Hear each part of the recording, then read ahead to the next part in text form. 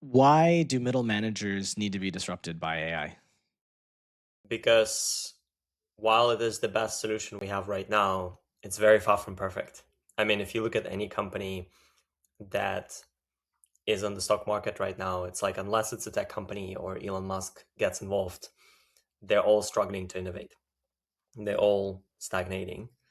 And I would claim that a lot of that is about coordination problems.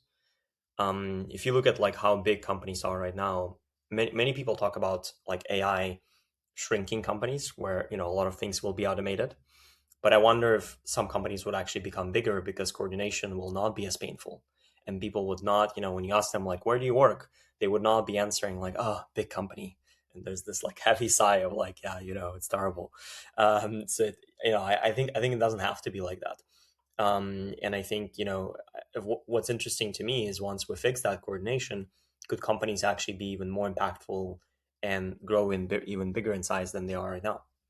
Hey, business leaders and marketers, what if your brand could be featured right here? This ad spot could be yours. This channel is watched by a dedicated audience of ambitious founders, executives, and professionals who are actively looking for tools and services to help their business grow. If you want to put your brand in front of this highly dedicated audience that's difficult to reach, I'm currently looking for a few strategic partners for the channel. To learn more about sponsorship opportunities, click the link in the description. Let's grow together. Why is the solution using AI though? Why not just fire people and let just there be less people? Why do you have to apply AI to the solution? I actually studied, I worked on a PhD on that exact topic, what's Mhm. called self-managing organizations. One of the famous articles that one like management guru published on this topic was like, why don't we just fire all the managers? And I guess the answer is like, it's just not so easy. Um, like Zappos, maybe some people have heard of it. There was a cool book, I forget the name, by the CEO, Tony Hsieh. I think it's something, it has happiness in the title, but it's basically a lot about like their customer success and how they really went above and beyond there. So that company that sold to Amazon, they tried to become more self-managing and apply what's called holacracy. And long story short, it was a shit show, and they ended up then like reverting back. I think at the end of the day, like we looked at like many examples, and it's just super hard. There's some like very rare occurrences when it does work. Like there's a company in the Netherlands that has 18,000 employees, and they all divided into teams of 12, and they actually don't have middle management. But it's like a nursing kind of service organization where every team works on their own like small pocket of a city, so it's kind of easy to subdivide them, and they don't have to collaborate that much. So it might be a bit more of a of a sort of exception, not the rule. And if you look at AI, I actually think this is one of the things it's best at. It's actually best at becoming more of a glue. And one book I recommend to everyone to read is called Reshuffle. I think it's like number one AI book right now on like Amazon. That basically talks about the fact that like rather thinking of AI as like this super intelligence, right now we might be better off thinking of it as this like coordination mechanism that allows us to you know coordinate between people and serve as this like completely new mechanism of coordination. Yeah. How do you get companies to trust you that this is a solution they should try out, especially when they're probably going to have to fire their humans in order to do it? And you might have to get buy-ins from humans to let it even start. So I think it's actually like it's gonna start as augmentation for sure, and even for myself, like it's not completely clear. Will we actually end up firing a ton of people, or will it just that they would end up going and doing more productive things with their time? Because it's like when demand for electricity kind of went down. Sorry, when supply of electricity kind of went up and the prices went down, the demand actually increased rather than like decreased, and like the little profits of the electricity company. So I think it might be something similar here as well. I think what also helps us is just focusing on concrete problems. So we don't really come to companies and say, hey, we're gonna sort of augment your middle management. Here's a new way of leading your company. Now that's a bit too like um, sci-fi ivory tower pitch.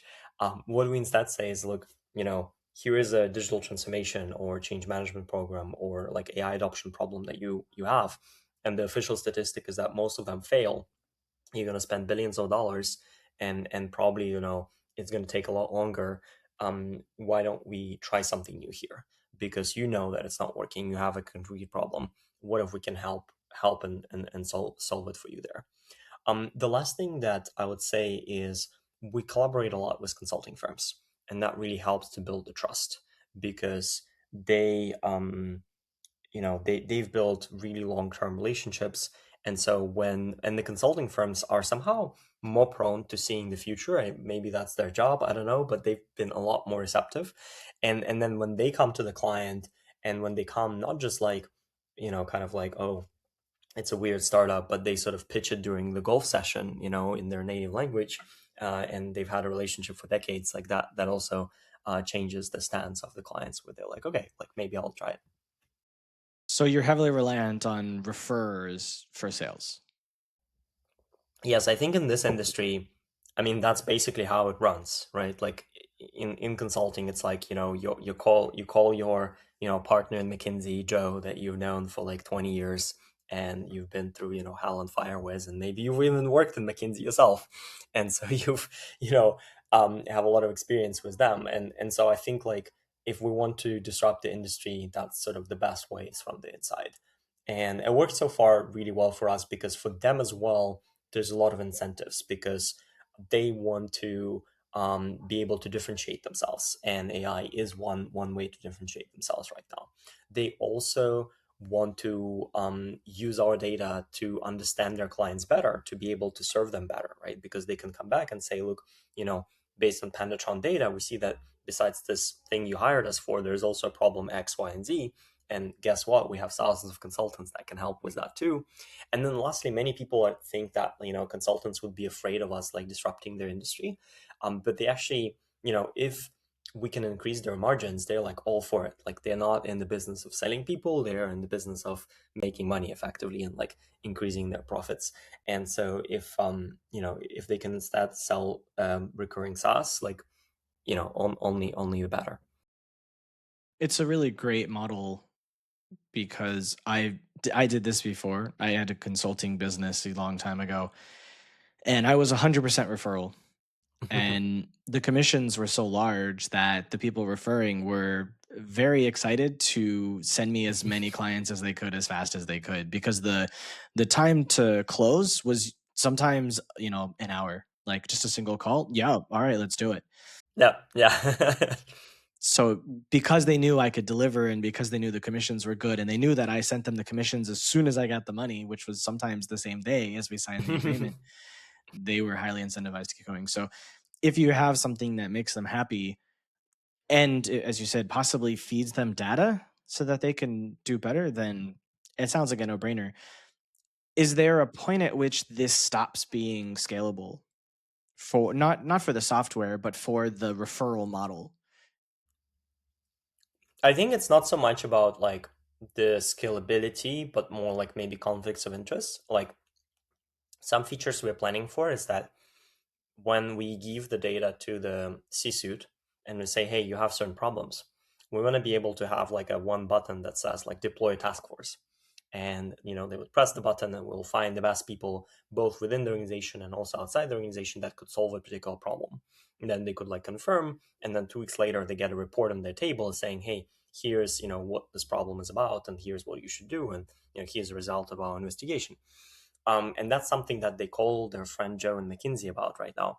And so I think at some point, once we start kind of piling up those features that automate some of the consulting workflow, it becomes a question of like, okay, do we become competitive?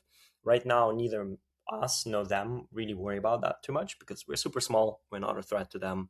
At some point, it could become the case. And so we would need to think like, okay, at that point, do we sort of then need to decouple and sort of sell directly only, or how to manage that, or maybe they invest in us And so the incentives are aligned because they would then be like, okay, well, if Pandatron succeeds, then well, we own a piece of the company. So like whatever, it doesn't really harm us. So there might be ways to sort of bypass that, but that's and potentially we also want to go into strategy creation, which is like the biggest part of their business. Because if we have internal data, we could then also start creating the strategy for them, not just working on the execution part, and that could be really disruptive. So wouldn't it make sense for you to focus more on building an alternative channel for sales, like direct sales now, to prevent yourself from having this potential problem later? Because you could, for example, get to 50 million ARR. If you keep building these referrals correctly, you might hit that in 18 months. Yep. And by 12 months, they might already start being skeptical. And let's say you finish this round in March or April, and let's say September of 2027, you're deep into spending that money, deep into growing your revenue, but the companies are starting to cut you off. And while you may retain their clients, they may convince their clients to walk away from you. So if you don't have your own direct sales program that you're starting to incubate, like let's say summer of next year, summer 26, that you have a year to kind of figure out how to get your direct sales channel going using profit from these companies. We already have it ongoing, so I think currently maybe 25% of sales comes direct. And that is mostly through conferences. We sponsor, we speak. I think the limitation factor is the brand, but I do think that once we become a threat, that also automatically means that our brand has become quite big already because we're probably making quite a bit of revenue. We already have like a few big clients. So I think like it should be it should be kind of like possible to have that as a smooth transition because at the time when we do need to make it, we also kind of in a way stronger position. Right now, we are definitely like investing there, but it's just like because we're so small, it's just so much easier for us to go through channel partners than going direct. Yeah, I'd say 25% is a pretty good starting point. Like I'd say it's pretty good already where exactly. you are. Um, if you said you had zero and you hadn't started, then I would be a little bit more worried for you. But that's good because if you have 25%, then it tells you that you already have something that's working. But you said that it mostly comes from conferences. So do you have a method to do like paid ads, or do you think that's not going to be able to reach the right people from an organization? We're definitely experimenting, but it's what we found out is that it's hard to go from even like C-level -3 because like they might buy, but then even if they're happy, then there's like so much kind of resistance they have to face when they go up, and they have to like they cannot really upsell to C-level directly. They have to upsell to the level above them, and then that level has to upsell the level above them. So just like it's hard, but we're definitely experimenting with it anyway. I do think that the product itself also has to be very addictive for the users. And so then that begs the question of like, could there be some sort of product-led growth approach where we provide something for the white collar employees, where they also use that and enjoy the tool, and then they kind of come to their managers to buy it. But still pretty early. So conferences work the best for us because there we can meet actual like C-level. So for example, like World Economic Forum in Davos in Switzerland, like we're going there in a few weeks. That's been like a really good conference for us. Like brings a lot of C-level. Yeah, but we're definitely experimenting with all kinds of different channels. I think now we're fundraising like our seed round. I think after that, like one of my early hires is going to be the CMO, and then we would definitely want to like look at more channels. Right now we're just not really kind of like don't have enough resources to look into everything. That makes sense. A really close friend of mine's had a SaaS business for 14 years, and they're on track to do 10 million ARR next year. They're fully self funded, so they've never taken investor money, Nice. and and they got the majority of their clients from going to conferences. a number of conferences every year for many years, to the point that they now steal from their competitors because their product is better. Yeah, it works in enterprise. Yeah, it's magical. Like the power of face to face is crazy. Maybe because the decision makers are a bit like older, so it's a bit harder to get them online, and probably because everyone bombards them with everything already. So Well, they do. They serve like hotels, but they're serving more boutique hotels. So it might be a single owner of like a 10 unit or a 15, 20 unit hotel. Some of them go up to 100 units, but a lot of them, they just went to the hotels, knocked on the door, and said, yeah, "Hi, I'm here. What's up?" A lot of it but was it makes conferences. sense. I mean, hotels seem to be like this very physical businesses, right? Like you're literally hosting people in this, building. Like it makes sense that you would also like get them face to face more than you would get them online. Yeah. But now they can have, they have other people that go to the conferences and do those sales, and they have, advertising and other sources that make it easier on the founders to not have to do a lot of that hard work. So, what has been one of the most challenging things for you about doing this business? In the beginning, it took us a while to really build that that demand generation, right? Like going to the first conferences, getting the first interest, like when you have zero, right? Because then you go to this like giant corporations, and then getting our first reseller initially, like a small 20 million revenue consulting firm. And then they brought us some big clients like Panasonic, Mitsubishi, and then that brought us enough credibility to then get our first like mid-tier reseller, and then that brought us the first like 8 million a year dollar deal in the pipeline now with Marriott. So that that is that all took time, and we had to kind of build up to it. So if you show up to enterprise, it's hard unless you really have like strong connections. And then the other thing I would say is on the product, which is also similar. I think enterprise is also challenging in terms of the product because the expectations are very high. Everything has to work perfectly. Especially like we work internationally, and for example, the Japanese have like crazy high standards. Like they hate any kinds of bugs or anything like that. It's like it's just unacceptable. Here is the katana, go perform seppuku if if there was a bug. This is totally unacceptable. And then joking, of course, but still. And then also like security requirements, right? Like you absolutely cannot sell unless you have like really strong security, and that ends up being like 1/3 of your like tech team basically working on like privacy and security, and that's like a huge expense that like if we were just a consumer startup or we were selling to SMB, we could have like put those resources somewhere else. So when you're talking to these prospects, are they telling you, we need you to have this thing or this thing? Because I built a SaaS by myself. I vibe coded a SaaS that was a financial service, and the only API that we really needed was from QuickBooks. And QuickBooks required us to have this. There was this 4-page. Oh, so it's just me. There was a 4-page document with all of their security requirements for them to allow us to allow me to use a production API. And so I had to say to Claude, hey, Claude, review this document. Tell me what we have, what we don't have, and then implement it for me. But then I had to go back several times and make sure that it actually did the things it said that it was going to do, because it didn't. And I caught it lying to me several times. Um, but once I got it all done, then I was able to do it. So do you have any things like that where the client's like, look, I want to work with you, but I need to see that you've implemented this specific security thing first?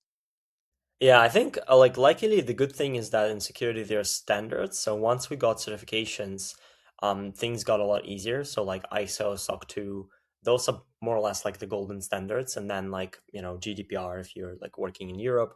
Um, and but like to your point, you said 4 pages. Well, we've gotten like hit with like 300 questions. Like I don't know how many.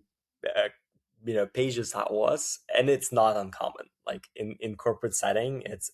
But then the good thing is that if you have a certification, like that probably covers like 290 of those 300 questions. But yeah, our like trust page is like insanely long with all the documents. Like I don't know, it must be more than 1,000 pages, which is not uncommon. But yeah. Um, Can't you take that document and put it into like Claude, for example, and say, look at my code base, look at this document, and help me answer all the questions that you can answer. And if you can't answer it, tell me so I know you're not just like bullshitting. yeah. I mean, we do that to some extent. I mean, luckily, like sometimes it's like easier for our CTO just to answer directly. Like he doesn't even need to ask Claude because he just like knows the answer, right? And then the good thing is that with like certifications, you basically like 95% is already answered. So that makes it like very very easy. And then nowadays, some clients don't even ask anything. They're just like, okay, you have like ISO and SOC 2, like that's fine, you're good. But the getting there was a bunch of work, and you have to of course like keep it updated. And so as I said, like I think 1/3 of our team is on like security and privacy. Some of it is security, but then also the other part is privacy, right, with AI. So they want to know that like we for example have a module that like removes personal identifiable information before passing it to the LLMs. So that's like one example of like something we had to do that was like custom. Was it complicated to get those certifications? And like, did you need to have clients before the certifiers would recognize you? Or like, did you have a chicken and egg problem at all? Oh no, no. Then it's all about the product. So you don't have to have any clients before getting certifications. To be frank, we did already have clients, and we like saw their demands, and we were answering this 300 question documents, and we're like, okay, we really need to get certified because like this is this is not working. This is clearly not the way you should do it. But then we were very lucky. I mean, I can plug them here. We were really happy with the provider called OneLead. So it's kind of like, I would say it's like a Vanta competitor. Like I think everyone knows Vanta by now, but they're like a ton more expensive. I haven't worked with Zonta, so they must be really good. But like OneLead basically was like a ton cheaper. So it's kind of, you could say, a startup that is trying to like make it a lot more affordable, a lot better, and they were great, kind of like every step of the way. So honestly, it was pretty smooth sailing, and I mean, we also got like quite good people on security because we knew that it was important, so we invested there as well. But all in all, I would say the challenge was just more recognizing that that's a need, and then actually then like picking the right partner, and then like consciously investing in that on the team side as well. But it's all doable. So this company consulted you through the application process to get certified? Exactly. They're kind of consulting, and they also have a platform. So for example, our trust center, like they host it. So they have an actual product as well that helps with every step of the way, with some AI features as well there, etc. It's like very very good product, honestly. I think they raised their Series A recently, and I understand why. So in those earlier days, you were getting these giant documents, but did any of them just say, "Hey, or are you certified?" Yeah, all of them asked, "Are you certified?" And we were like, no, but we are definitely compliant. We can answer all your questions." And then in the back of our minds, we're like, "Shit, we we definitely need to get certified ASAP." So yeah. So how long did it actually take to get certified? I would say half a year. And I mean that depends on the size of your product. So we already had quite a bit built. Like if your product is like, if you're just starting up, right? Like you could probably do it in like 1 or 2 months. I mean, it's pretty fast, but like in theory you can if you don't have much, right? So there's not much to certify. And it's very easy to like, plug all the holes, etc. But because our product does have like quite a bit, I think there's like already more than 15 like diverse services that like work together. It's yeah, it's a heavier lift. Hmm. And what was the approximate cost of being able to get certified? Just for the people out there that are thinking about this. It was 20K, which I like expected a lot more. But I think maybe because of, this company again is like up and coming, and I think their general logic is like they're trying to make these things affordable. um, but yeah, it was basically 20K for ISO, SOC 2, and GDPR. So it was kind of like a whole package. What are you looking forward to for 2026? So we are, super close to hitting a million ARR, which is an exciting milestone. We also have a couple of super good people joining the team that I've been chasing for a while to join the team. One of them, he sold his design agency. I think they had like 900 designers. He sold it to Capgemini. Um, I believe it was a $300 million exit. So quite a large exit. And he was angel investing and supporting startups, and I convinced him that what we have is worth investing in and supporting, and he doesn't want to miss it. And he will bring also his top designer from that firm called Idean that they sold to Capgemini. So they're gonna join us in January. That's super exciting. I'm always so happy when like I kind of manage to secure some really like top talent. I also the guy who basically built Google Cloud, like he was the COO of Google Cloud. He will join us as an advisor, so he will be kind of my coach. He invested himself, and he's going to join. So that's pretty exciting. He's not going to be full time or anything, but like super experienced guy, and we'll see. Maybe I'll potentially recruit him to join full time. But yeah, we had really good chemistry, and like he's done some really good stuff. He was like part of Google, but then also part of like Palo Alto networks. Yeah, very experienced.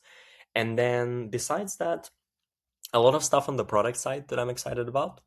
Like we want to build a ton of features that every day I interview people and they're like, yeah, this thing is missing. And I'm like, yes, I understand, and we're already building this, and I'm hoping to have this soon. One example that I didn't mention yet, for example, as an illustration, we would like to connect the right people in the organization. When you have a giant organization, many people feel like they're like, I don't know what other people are even working on. So one feature we're thinking about is to say like, hey, there's other 40 people working on the same problem as you in your company. Do you want to connect with them? And then we would open like an anonymized group chat, and they could kind of diagnose the problem together or find out what other people have done before that actually worked for them, etc. And when I was doing like a user research, some features, like I was asking people, well, if you get an insight from our AI agent, do you want to share it on LinkedIn? And like 5% said yes. So pretty small. For this feature, it was like 85%. I was like, wow, okay, we might have something here. And many people were like, yeah, I would love to have that, because like often I hear afterwards like, oh, someone solved this problem already like 3 years ago, but I had no idea, basically. Yeah. What's the most important thing you've learned in doing this business? Honestly, I feel like the most important is maybe more on the personal side. I feel like um, I probably, as many entrepreneurs, I want to, being very ambitious, I want to learn faster. And I recognize that the thing that actually prevents me from learning faster is the fact that I'm maybe at times too stubborn and don't listen enough, and get kind of defensive. And I think I still do that to some extent, but now I've managed to recognize it a lot more frequently, where someone gives me feedback, and then I like sort of have this impulse to be like, well, they're probably wrong, or like, I've thought about this before. And so instead I'm like kind of I pause and like, okay, but like, what if they actually right? Like, can they be right? Like, is there a world where they're actually correct and I'm wrong? And what does that mean? And that probably means that I need to do a lot of work to change the things that I thought were correct, but maybe they aren't. So that has been huge for me as the CEO, I think. And particularly what helped with that was one of our angel investors joining full time, because sometimes as a founder, you have all these advisors who kind of give you advice, but they're so like so removed, and they've only like heard you for an hour and then they feel like they have the best idea ever, and you're like, well, I've been, working on this for a while. But then when it's a guy who works with you full time as well and he sees everything you do, then when he gives feedback, like it's just like a lot tougher for me to push back. And I'm like, oh damn, like he's right. Yeah, like he notices the the worst things, and then he doesn't like bend down. And then like even if I was getting defensive, he was like, no, you're wrong. I'm like, okay, maybe you're right. I give up. So that's been one of the massive things for me. Thanks for watching. If you liked this insight, I've handpicked another video for you right here on the screen. For more actionable strategies that get you real results, hit subscribe.